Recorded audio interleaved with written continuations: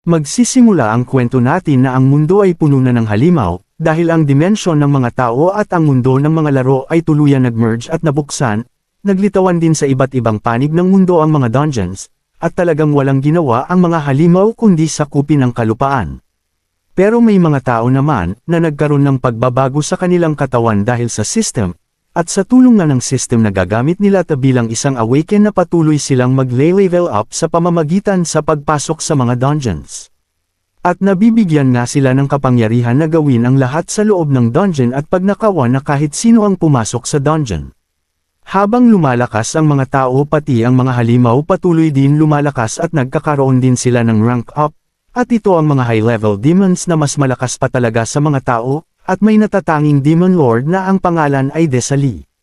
Dahil sa paglitaw ng Demon Lord, kaya naman nagkaisa na ang mga hunters na magsama-sama at bumuo ng alyansya para pabagsakin ang Demon Lord na ta. At may isang individual ang namamuno sa kanila, walang iba kundi si Liu Yi. Kung ang mundo ng mga tao ay nagre-ready na sa magaganap na raid, ganun din sa panig ng mga demons na handang-handa na silang sakupin ang buong kalupaan ng mga tao. At inutusan na nga niyang patayin ang lahat ng makita nilang tao sa daigdig. Na-excited na nga ang ibang high-ranked demons na sundin ang utos ng kanilang Panginoon, at sinisigaw nila na wala dapat matirang buhay sa kanila. At nangyari na nga ang matinding digmaan sa pagitan ng mga halimaw at mga tao. At walang gustong magpatalo sa kanilang panig. Pati ang Demon Lord ay nakisali na rin sa labanan, at walang awa nitong pinapatay sino ang nasa kanyang harapan. At wala kang awang pagpipirasuhin ang katawan mo kapag humarang ka nga sa kanyang harapan. At makikita naman natin na tila lumalamang talaga ang mga halimaw sa nangyayaring digmaan. At nasabi na lang nito na, mga walang kwenta puro mga basura, ika ng Demon Lord. Bigla naman itong napatingin sa ibang dako ng labanan. At makikita natin na walang nagagawa ang mga halimaw na nasa kanyang paligid dahil di nila kinakaya ang isang pagka-attack sa kanila. Makikita na din natin na tumagos na nga ang ginawa nitong attack at malapit ng matamaan ang Demon Lord. Madali nga lang nito na deflect ang ginawang attack ng kalaban. Nasabi nga nito mayroon na namang isang insektong gustong mamatay. At ang gumawa nga ng attack na yun ay si Liu Yi, at nasabi nito, as I expected naman sa isang Demon Lord, ang mga ginagawa talaga ng ibang players na ordinaryo ay wala talagang laban sa'yo. At ready muna ang sarili mo at ako na baalang ihatid ka sa kamatayan desala, sabi ni Liu Yi. Sinasabihan mo ang sarili mo. Tara dito, ka ng Demon Lord. Mabilis naman nagdash ang Demon Lord papunta kay Liu Yi. Nagtagpo naman ang kanilang mga sandata, at tila nagagawang sumabay ni Liu Yi sa Demon Lord. Sobrang bilis na nga ng dalawa at hindi na nga ito makikita o masusundan ng isang ordinaryong mga mata. Pabilis ng pabilis pa nga ang Demon Lord at gusto na niyang matapos ang laban. At makikita natin na hirap na din si Liu Yi sa ginawa ng Demon Lord, mukhang di na niya ito makakaya pang matagalan. At sa hindi inaasahan din na nga nito natagalan pag nataman siya ng solidong tama. At tuluyan na ngang bumulwak ng dugo si Liu Yi sa ginawa ng Demon Lord. At tinitigan nga lang ng Demon Lord si Liu Yi sa lapag. At nasabi na nga din ito basura at aakma naman na tatapusin na ng Demon Lord si Liu Yi. At wala na ngang magagawa si Liu Yi, at tanggap na nga nito ang sasapitan niya ng biglang. May malakas na boses at sinabing itigil mo yan. At napatingin na lang ang Demon Lord saan nang gagaling ang boses na yun at nasabi ano yun. At pinakita na nga saan nang gagaling ang tunog na yun, sabi nga nito tumigil ka na, pag hindi ka tumigil itong mga nasa likuran ko alam muna ang sasapitan nila. Na makikita naman natin na ginapos nila ang ibang halimaw. Kaya naman sa ginawa ng individual na yun nagkaroon si Liu Yi na gumawa ng attack sa Demon Lord. At napasukan na nga din ng dugo ito at nagtagumpay na Itarak ang kanyang sibat at tumagos pa ito sa katawan ng Demon Lord.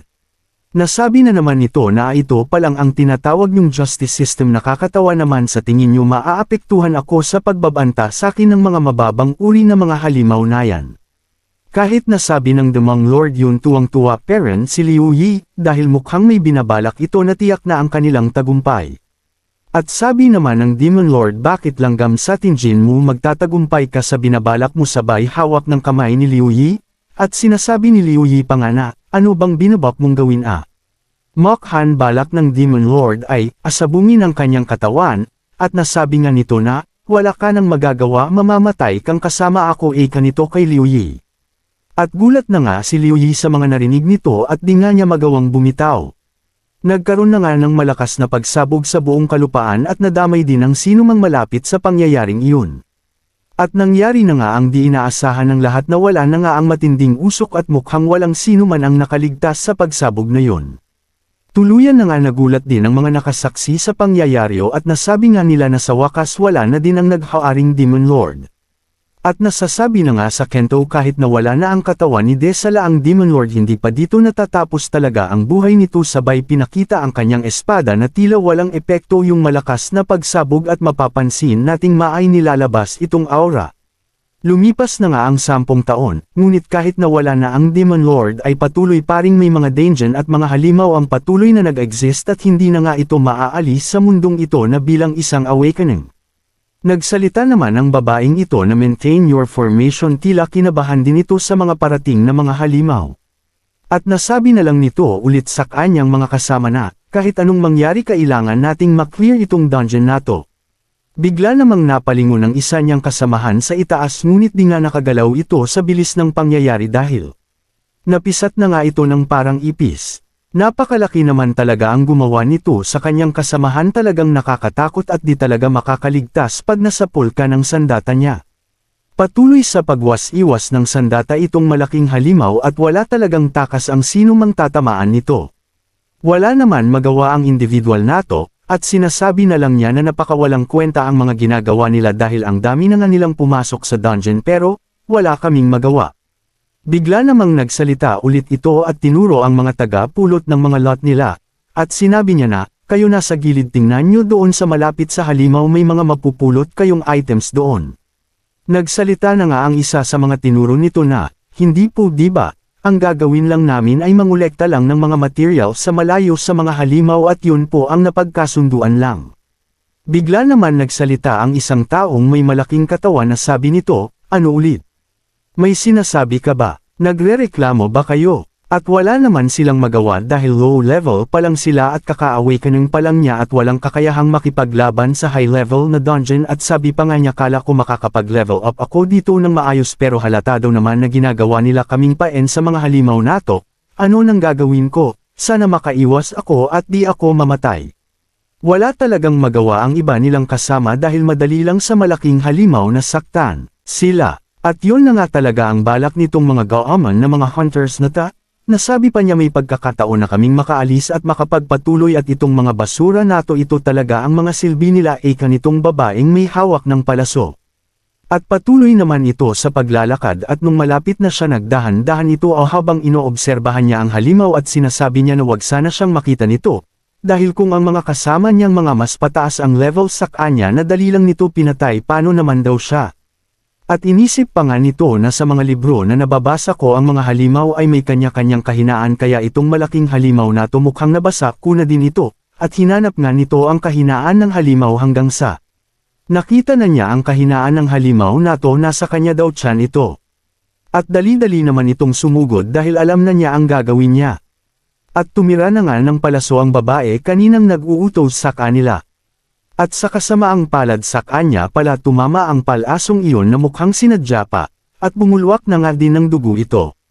Nasabi pa nga nito na naiinis, dahil iyan mong mamatay, parang harang ka kasi, gusto mo pat alaga makakuha ng mas maraming credits Nanghina na nga ito at natamba, at sinasabi nga nito na hindi pa daw siya pwedeng mamatay ngayon.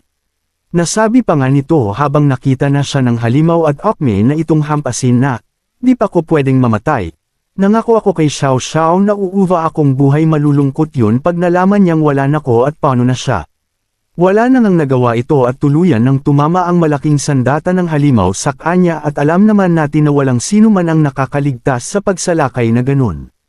Ganun na nga ang nangyari pagtaas nga ng halimaw ng kanyang sandata tumutulo pa nga ang dugo ng individual kanina na kawawa talaga. Di na nga nito nagawang makaligtas sa pangyayari na yun at kalunos-lunos nga naman ang nangyari dito. At di na nga ito makakabalik pa kay Xiao Xiao, ngunit may mapapansin tayong isang kulay asol na liwanag ang nasa uluhan nila. Tuluyan nang ang tumama ang asul na liwanag patungo sa isang individual na kamamatay lang tila isang kidlat ito. Bigla naman umilo ng napakaliwanag at nasaksihan nga nila ito at di nila alam ano ang nangyayari. Muli nang ang tumibok ang puso nito, at maririnig ito ng mga nasa malapit dito. Nasabi pa nga ng babaeng pamana sa kanya na, ano bang nangyayari? Bigla na nga pinakita ang eksena na nakatayo na nga ito at nabuhay sa kabila ng pangyayaring yun. Nasabi pa nga ng mga ito na, ano ba to, di ba basura lang yun, paano nakakatayo at buhay pa siya sa ginawa ng halimaw sa kanya. Biglang lingon naman ito, parang may napansin itong kakaiba. Kaya pala napalingon ito dahil sa halimaw nahahampasin pa nga ulit siya, pero wala parent reaction ang lalaking ito. Naglisik na nga ang mga mata nito sabay waswas din ang kanyang espada mukhang sisabayan niya ng atak ang halimaw nato. At sa bilis ng pangyayari makikita nating nabumulwak din ang dugo ng halimaw sa ginawa ng individual nato. Pati ang mga nakita sa pangyayari din nila inaasahan yung ganito. Nag-notify naman ang system sa ginawa nito ang sabi ng system na napatay mo ang Elite Suture Monster at makakatanggap ka ng 2,000X. Di pa nga doon natatapos ang lahat bigla din nag-notify ang system na itong individual nato ay successful din na nag-level up sa level 5. Pinakita naman ang pagmumukha nitong individual nato na tuwang-tuwa at nasabi na din niya sa kanyang sarili na, mukhang nagmamadaling mamatay ang tabang yun, at sino namang basura ang maghaangas pang atakihin ako. Pinakita pa nga ang pagmumuka ng ibang hunters na laglag ang mga pangasa na saksihan nila na, nasaba pa, isang was-iwas lang natalo na niya agad yun na di talaga sila naniniwala at may nasabing. Totoong level 2 lang ba yung basura na yon?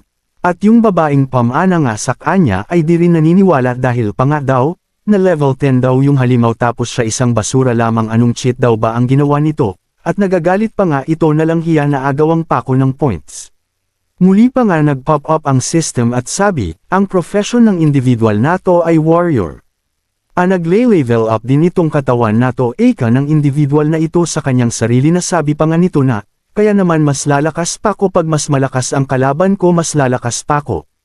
Halatang ibang katauhan na nga ang nabuhay sa katawan nito dahil ang sinasabi kasi nito ay, ito pala ang system okay, madali lang pagkaralan pala ito, kailangan ko ang maging lumakas at magle-level up ako eka nito. Mukhang nagtagumpay ang Demon Lord sa kanyang binabalak noon pagkatapos daw ng 10 years tagumpay na nakahanap siya ng perpektong katawan para sa kanya at nag-notify din ng system na nai-identify ito na isa siyang boss at pwedeng-pwede niyang i-unlock ang Special Authority. Wala nang ang sinayang na sandali at inaccept nito ang Special Authority habang pinakita rin ang katauhan sa kanyang likod na si Desala ang Demon Lord. Abangan nga natin sa susunod na kwento na meron na namang panibagong halimaw ang lumabas at kung paano nito tinapos ang mga iba pang hunter sa loob ng dungeon. Abangan pa nga natin bakit sa kabila ng pinakita nitong kakaibang lakas nung huling kwento ay hinahayaan lang niya ang ibang hunters ang humarap sa mga halimaw at wala nga itong pakialam sa paligid nito. Kahit nga magtulong-tulong pa sila ay walang epekto sa halimaw ang kanilang ginagawa bagkus lumalakas pa ito. Tutulang ba kaya ang individual sa laban o tuluyan lang niya papanoorin na mamatay ang lahat ng hunter sa loob ng dungeon? Kaya naman kung gusto mong malaman maaari kang mag-like at mag-comments at palimbing ng subscribe at dapat naka-bell all, para updated ka sa mga susunod pa natin uploads. Kaya naman maraming salamat sa suportang tunay.